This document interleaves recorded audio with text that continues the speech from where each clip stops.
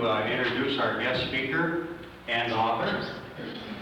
And the books are available here. We've got 7 or 8 of them here, and they'll be available in the back there. You can buy them in the back. Jim Ogland. He's a lifelong resident of the area. He's a Mound graduate. He wrote Picturing Lake Minnetonka, a postcard history. We've got many artifacts here, and he'll focus on our Mound area today. So at this time, Jim Ogland.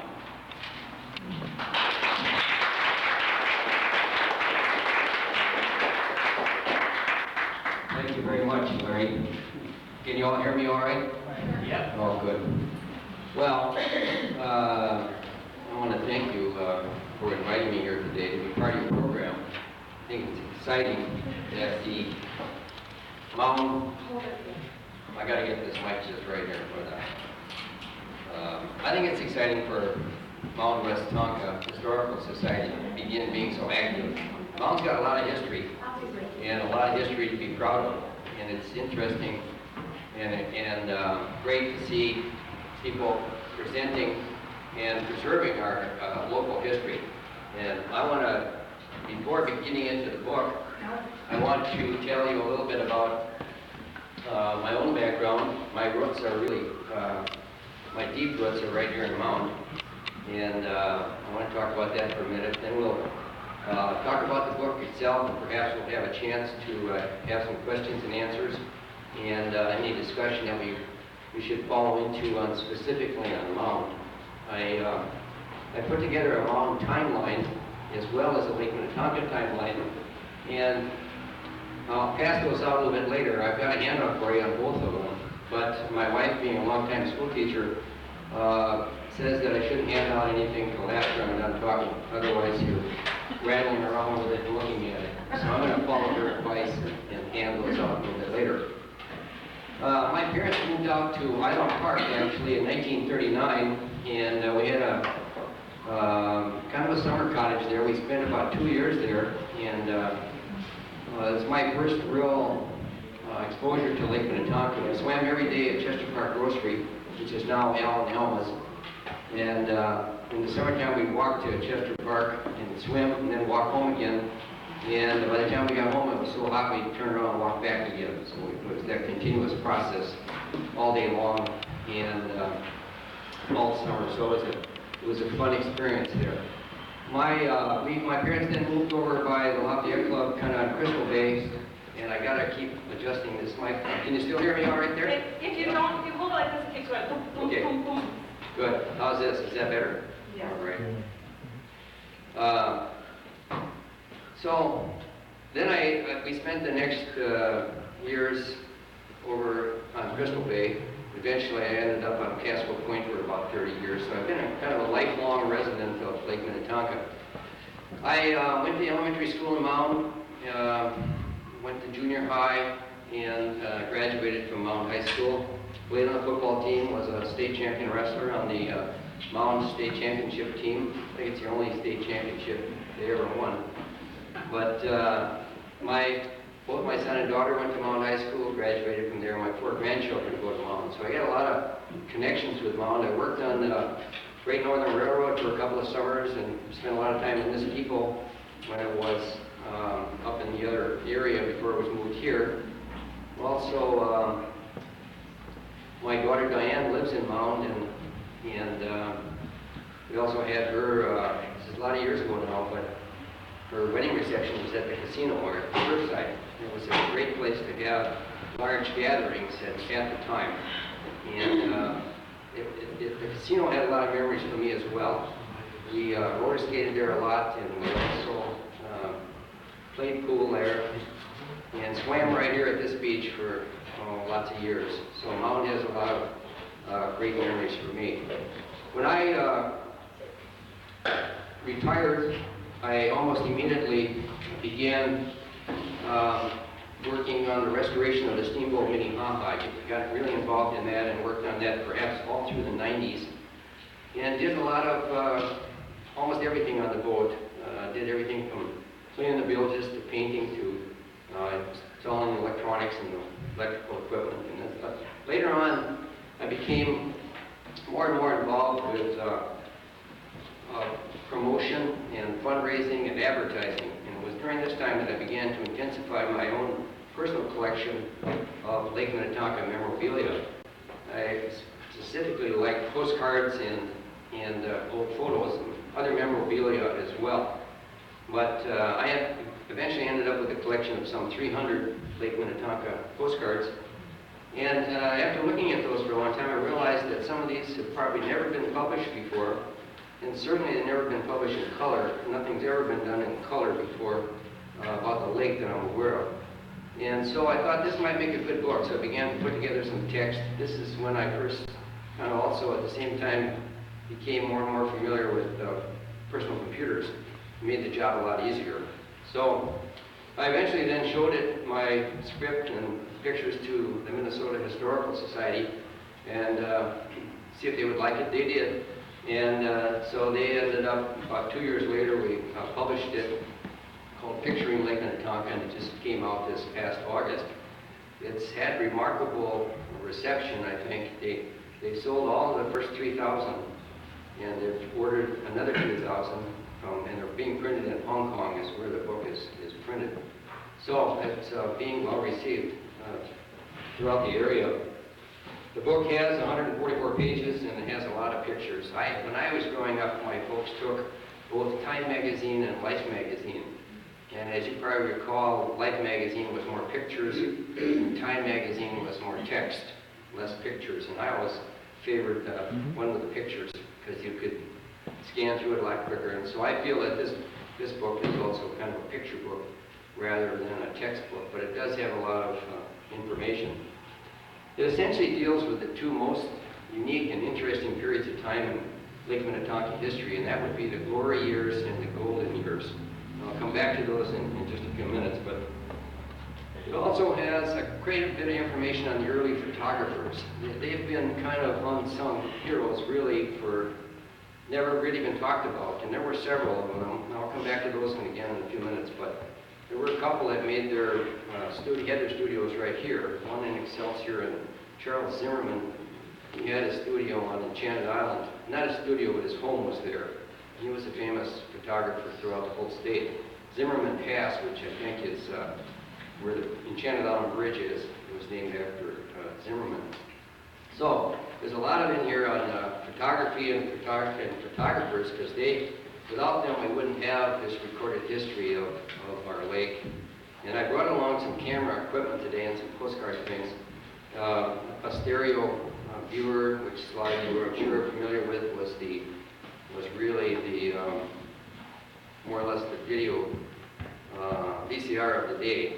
And then there's a postcard projector here, early projector that was on the wall. You put postcards in it and view them one at a time. It was a very popular item. And then, of course, the big view camera, which was the size of the cameras that they used. They were large and unwieldy. They have to give a lot of credit to these photographers. They didn't have paper negatives like we have now. They had glass plates, and they put a gooey substance on there that, when sensitized and exposed to the light, produced a picture on a glass plate, like a window pane. Well, they had to also be developed almost immediately, so they had to carry a darkroom with them, which meant carrying a tint and all of the photographic chemicals that needed to develop it. So we have to really take our hats off, I think, to these early photographers. Initially, I had intended to only write about postcards, because that's where my passion really was with postcards.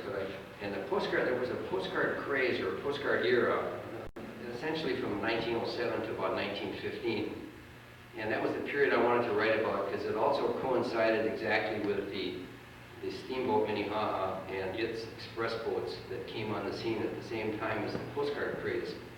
Well, I found that in order to set the stage for the postcard craze in a period of time, I had to step back into the 1880s and 1890s, the real heyday of Lake Minnetonka. So I stepped back in there, and there were no postcards, or there was no color photography, of course, at that time, but a lot of wonderful pictures by these same photographers. And beyond a doubt, the glory years of the 1880s were Minnetonka's most unique and fascinating period. Shortly after the Civil War, wealthy visitors began arriving from the Deep South. They came from St. Louis, from Memphis, from New Orleans, and all over the South. And they came to escape the suffocating heat of the summer South. They also came to get away from yellow fever. And they had heard that Minnetonka and Minnesota were especially beautiful, not only beautiful, but they were refreshing. They had cool nights, and it was great for people that suffered from consumption. Consumption is what we now know as tuberculosis. So Minnesota really, or Minnetonka really started out as a health resort, and a lot of people came here for that purpose. But they also came here because it was a marvelous, wonderful, beautiful place to come to. The coming of the railroad's Iron Age not only opened up the American frontier, but within a few short years brought fame and fortune to Lake Minnetonka. In the summer of 1867, the first railroad locomotive arrived in Wayzata and brought with it a whole new era. And the coming of the railroads, new opportunities for residents and entrepreneurs alike developed. These visitors would need hotels, they needed lodging, they needed dining, and they needed transportation. So local residents quickly responded to this need and began building and providing hotels, rooming houses, and cottages. They sprang up quickly all around the lake. And they tend to cluster around the larger towns because of the transportation to those towns, and that was Wayzata, Excelsior, and Mound were really the three big ones. The glory years at Lake Minnetonka had arrived. A couple of things, when you might have a minute later on to take a look, that is a chart of some of the hotels, the more larger ones in the upper lake and the lower lake. And there were a number of them right here in Mound. We'll talk about those a little bit later. This was the beginning of the era of the huge steamboats and the enormous hotels. The first of the big, really big hotels was the St. Louis Hotel, built in Deep Haven on the shores by Sir Charles Gibson in 1879. It was huge. It was a impressive structure situated on high ground with grand views of the lake, boasted electric lights, and had over 200 rooms. Hotels at that time, some of the larger ones also had their own steamboats, and Hotel St. Louis had the City of St. Louis, which at the time it was built was the largest steamboat ever on Lake Minnetonka. It was 160 feet long and carried 1,000 passengers. It was built by W.D. Washburn, who was one of our first governors of Minnesota. He also had a financial interest in the St. Louis Hotel. And it was the City of St. Louis was the first inland lake vessel in the United States to have electric lights. The Lake Park Hotel, later on known as the Tonka Bay Hotel, was also built in 1879. And then came the monstrous Lafayette Hotel at Minnetonka Beach, built by James J. Hill in 1882. And it was 5 stories high, measured almost 800 feet long, and had over 300 rooms. In July and August of 1883, over 10,000 guests registered at these three of the largest hotels. The Lake Park in Tonka Bay, the St. Louis in Deep Haven, and the Lafayette Hotel in Minnetonka Beach. Not to be outdone, James J. Hill built the enormous Belle of Minnetonka. This was 300 feet long, could handle 2,500 passengers, and carried a full orchestra wherever it went. A great rivalry developed between the city and the Belle almost immediately. And they, after meeting the trains in Wayzata in the early morning, they would race each other whenever they could. They would race from Wayzata to Excelsior across the 6 or 7 miles of open water. Usually the city would get on their way quicker, it was smaller, and it could turn around faster. But as soon as the Belle got underway, it would gradually overtake the city. And the Belle usually won. They swamped a lot of boats on the way to Excelsior. And they also burned out a lot of smokestacks. It was a great rivalry that continued for a number of years. Before it was over, almost 100 steamboats had blown their whistles at Lake Minnetonka. In my book, I decided to cross-reference all the steamboats. There was about 100 steamboats, large and small, but they had about 150 names. They oftentimes if something happened to a boat, if it sank or if it was reconstructed or made larger, bigger, smaller, or got a new owner, they would rename it often. So I crisscrossed all the names, 150 names, and also of all the steamboats. And that's kind of an interesting context in the back.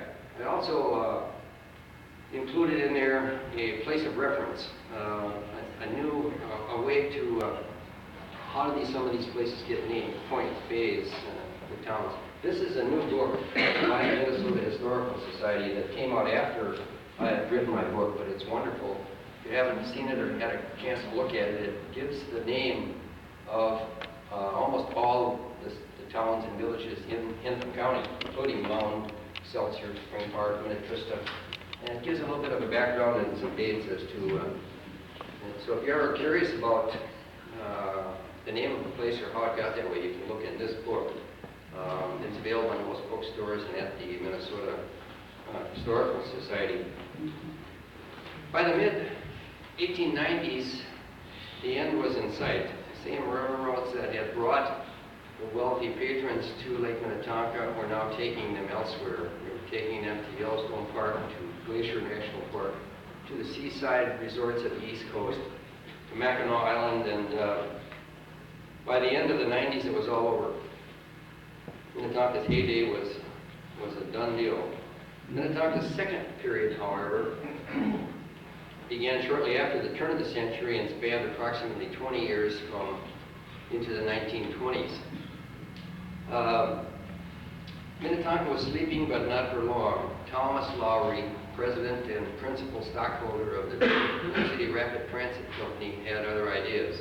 He saw Lake Minnetonka as a wonderful opportunity to create a vast recreational destination for his streetcars, and at the same time provide a great outing for people of Minneapolis and St. Paul. Up until this period of time, it was the wealthy people that had come to Minnetonka, and now the common people, so to speak, were going to get a chance to come to Lake Minnetonka.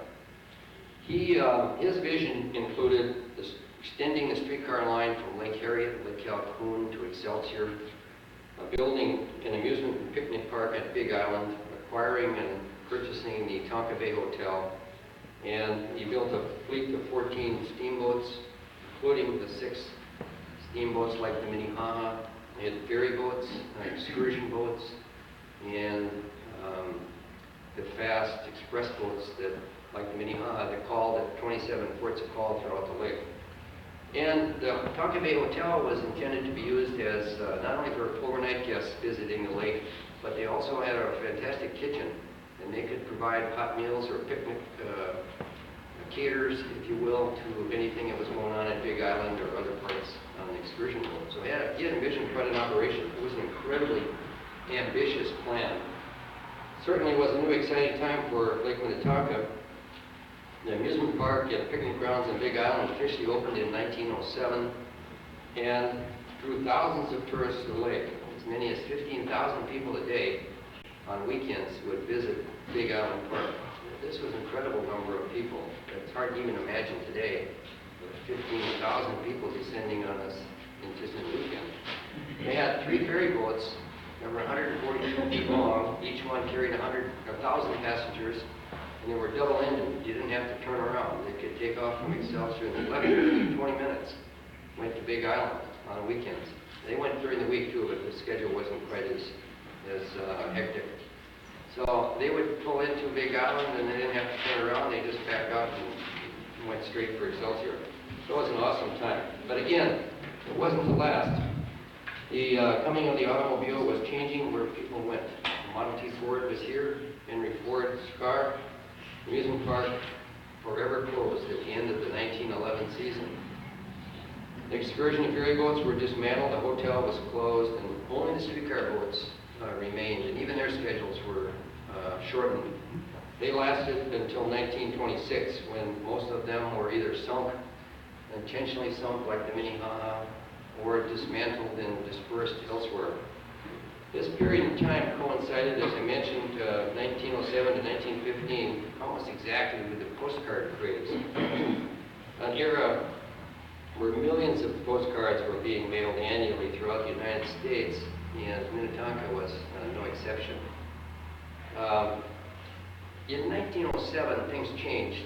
They had postcards before that, but they weren't of much interest. The postal regulations did not allow anything to be written on the back side of the card other than the address.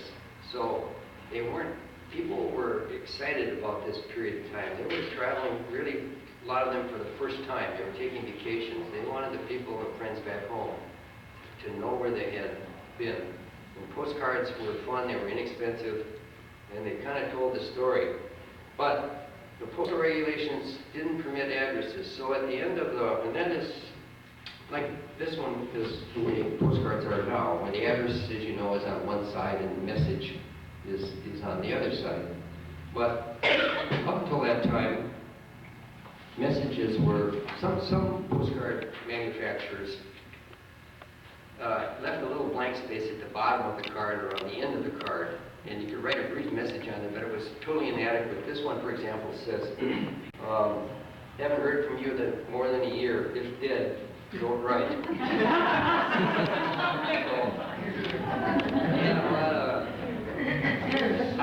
I personally think, and here's one that's written on the end, I personally think that you get a double bonus when you get a postcard that's got a written message on the back side of the card. You get not only the picture, but you get the person's comments on the back.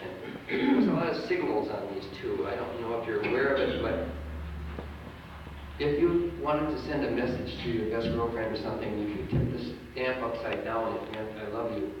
And if it was sideways, it meant something else. Or if it was crooked, it meant another message. So there was a lot of things you could do just by pasting the way you pasted the stamp on. But each postcard is a little window of history, really, and tells us often, it reveals sometimes information we hadn't known before, or we get a whole new vantage point to look at from the written message on the card. So they were an exciting thing.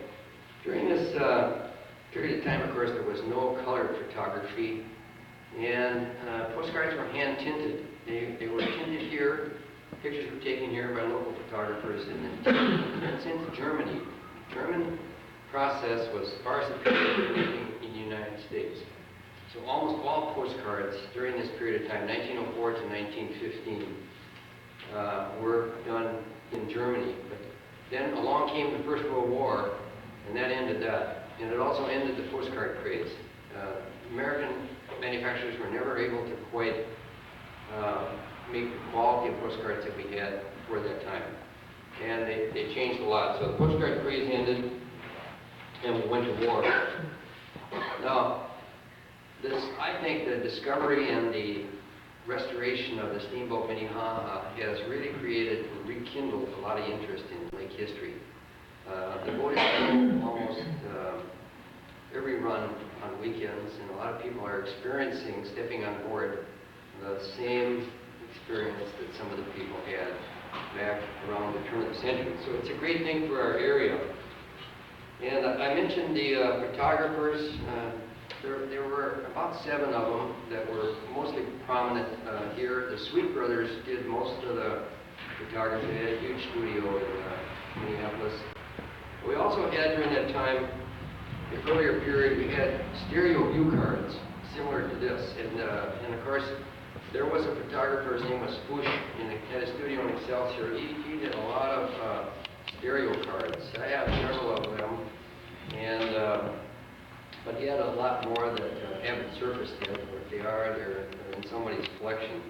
I brought some of these things along just to give you an idea. So if when we conclude, if you want to look at some, I brought along some books too that some of you may or may not be aware of that are published by other historical societies. This is a reprint done by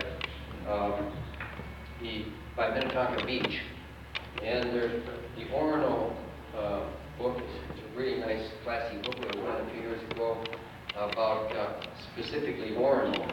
But there's others earlier as one. There's a directory here reprinted by the Excelsior Historical Society that is a directory of everybody that lived on the lake at the time. You know, like 3 telephones in the whole area. But it gives the names of all those people, and it's also quite interesting. This is a reprint of of a 1900 book. A lot of stuff on Mound in here, and some of the Mound hotels. In the National Health Journal, this was published in 1899. It's reprinted by the Minnetonka Historical Society. You might, if you have a minute, take a look at a couple of these, just so you're aware that there are some of these publications available. I wanted to just mention too that after we moved to Navarre, so to speak, on Crystal Bay, I had a paper route from Spring Park to Navarre, and I walked, the Hotel Del Terro was still there. It was a huge hotel also, I didn't mention it, but it was a wonderful hotel, and it was on my paper route, and I would walk through it every day and sell papers, a few extras I carried to some of the guests. And I usually walked right straight through and came out the other end and walked through the kitchen. The kitchen was huge, and it had wonderful smells, and had these big pots and pans, and the chefs and people were all dressed in whites, you know, or striped grays and with big hats, and it was a neat place. Sometimes I would get requests from these people and their guests there if I could buy a paper from me. And so one night I sold a couple papers, somebody's paper, the paper that was on my route. And, well, when I got home, they'd already called my dad and told me they didn't get their paper. And we found out that I sold them. Sold their paper. Wasn't real happy about it. So he took his paper and took it to one of them, you know. So I never did that again. But it was an interesting era. One of the things that came about as a result of working with the Historical Society and the publishing of this book is that they have an enormous collection over there of physical things and paper goods as well. But one of the things we found in looking through their collections was Frank Halstead, who Halstead's Bay is named after, and was a Civil War naval officer. They had the buttons off, the brass buttons off his Civil War uniform. So I included a picture of those in my book, and which I thought it was a nice kind of a tie-in to the Halsteads. There's quite a bit of history about Frank and George Halstead. Also, they had, and it's pictured in the book as well, it's at the Hotel Lafayette. In every room, they had what was called a fire grenade. And what it was is just a blue glass bottle really filled with firefighting agent that was intended if there was a fire, they could throw it at the base of the fire and extinguish it. Of course, it didn't help in this blaze. You know, this was really out of control within just a few minutes. But ironically, they have 3 of these from the Lafayette Hotel in their collections over there of these fire grenades that were saved. So they hung on to them. And I think it's nice that they have a lot of these artifacts, and they're a great supporter. They also, you know, have a website that you can get onto on the internet, and you can take a look at almost all their photographs now. I mean, it's an awesome collection, not only in Minnetonka things, but, you know, everywhere. So it's an interesting thing. I wanted to show this. I did it just kind of quickly, a timeline of specifically relating to Mound, and I thought it would be of interest, and I would encourage the Historical Society to maybe take a hard look at this, change it, add things, and maybe create it a little bit, taking a little bit more time than perhaps what I did. In addition to putting in the things that happen in Mound, I think it's important in timelines that you should reference other things, like they're not really of interest, but I referenced George Armstrong Custer getting beat down and killed at the Battle of the Little Bighorn. And it kind of sets a time frame for what was happening. That was 1876. And it was the same time that Chapman's was built, Chapman Hotel here. And also a few other things that are, you know, pertinent to the development of the general area.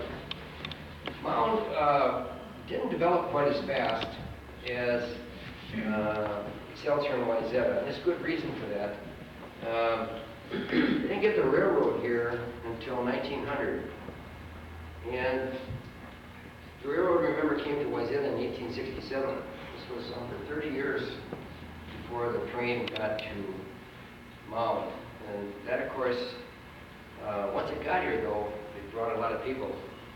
it brought as many as 1,500 to 1,600 people a day to the mound, and they principally went, this was time when they had right up the top of this hill at the Baptist church camp. A lot of people came here in the summer. There was 7 or 8 trains a day came to Mound, and they put on 3 or 4 more on weekends that could come and camp out here. In addition to all these hotels, Mound and most of the cities around the lake depended upon their existence depended upon visitors, travelers, cottagers, fishermen, people of that type that come here. And in addition to the hotels, there were a lot of cottages.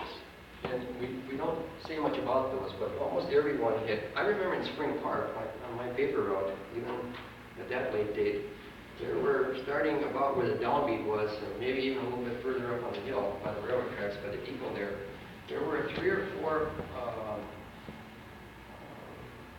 lodges that had cottages. Daniels was there, Billy Moe had a little bar and tavern there along with several cottages, and on up the hill. So there was, the cottage industry was real big. People loved to come here on weekends and come to the lake.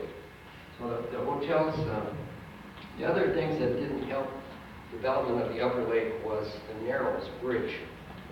The Narrows wasn't located where it is now. It was down a little bit. The big ships couldn't come through there, big steamboats. Only small boats could come through. The Narrows wasn't dredged where it is now for a long time. And once it was, then it allowed big ships, bigger steamboats to come through, the passengers, the excursion boats, to come through the Narrows. Also, the railroad was inhibited by, there was no bridge at Seton. The Seton Railroad Bridge allowed, once it was built, allowed the train to come to Mound. But it did come to Spring Park in 1885. 1895 it came to Spring Park.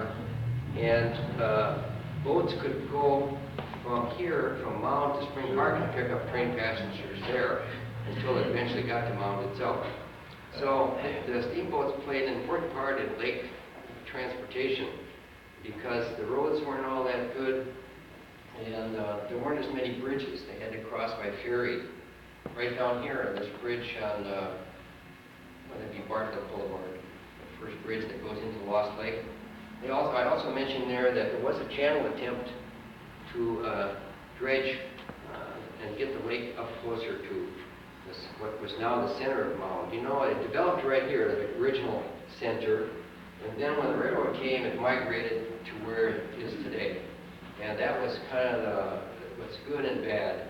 They didn't want the same thing to happen in Mound that happened in Wayzata, where James J. Hill built the railroad right across the lake shore. And they wanted to build it right here, too, in front of this lake shore. But the residents decided they would rather have it where it is located now, where this depot was originally, on County Road 15 coming in there.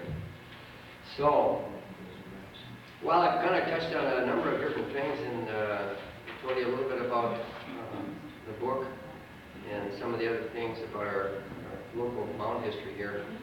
Does anybody have any questions on anything or thoughts on anything that I've talked about or covered? Yes? What do you know about Tippewalkin? The question is, what do I know about Tippewalkin?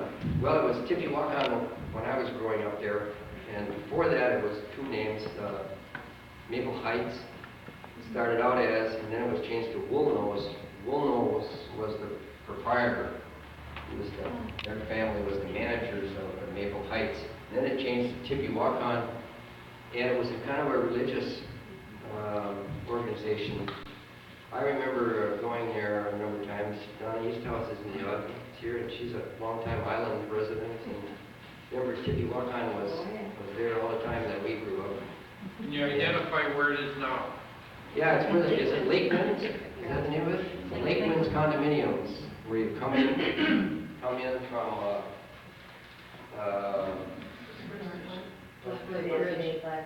Black Lake Bridge. It's right there, between Black Lake and yeah, it was a neat spot. They had cottages there too, in addition to the main lodge itself. And a lot of, in addition to the main players, you know, the the ones up in this end, the Buena Vista, which was right almost at the top of the hill here. And Bartlett's was just this side of the Lost Lake Bridge, and the Dewey House was just on the other side of the bridge. They were adjacent to the bridge channel. And then there was two right across the street here on the hill. Mound City House, and actually the first hotel, one of the very first hotels on the whole lake was the Cook House, which was kind of right up there by the bridge also. Later its name was changed to the Lakeview House. And Cook, who Cook's Bay is named after, was in 1855. So, that's really early on. The pre-emption agreement after the government opened up settlements here really wasn't until 1851 and 1853. So 1855, Cook built a hotel here. And so it was very early on. Any other? Yes? About when was the Narrows Bridge redone or dredged to allow the big boats? Some of the work was done as early as 1870, but about the same time that Mound had its name, 1876. Mound, another thing about Mound, it wasn't incorporated until 1912, whereas Whiteshead and Excelsior were incorporated as villages in 1853 and 1854. It's almost 60 years earlier. Mound got its name Mound City when they got a post office here, which was 1876. Same time the Chapman House was built, which was the main player in this area. When was the Excelsior amusement park started? Well, there were two amusement parks, that often One get on Big confused. Island. The one on Big Island was 1906, 1907 until 1911. And then 1923 was the Excelsior amusement park. Some of the same equipment was used from the island over there. And then that same equipment was taken to Valley Fair and used over there by the Pierce family that built that amusement park in Excelsior. That lasted a long time, I think till 1973 in Excelsior. What's amazing to me is, in growing up right here, that I didn't realize some of those things that were right around us, like the Blue Line Cafe, which was right at the foot of Water Street in Excelsior, was there until like 1969. And I don't think I ever stepped foot in it. Did you? Anybody go to the Blue Line Cafe? It's hard to imagine that it was there, that nobody remembers it.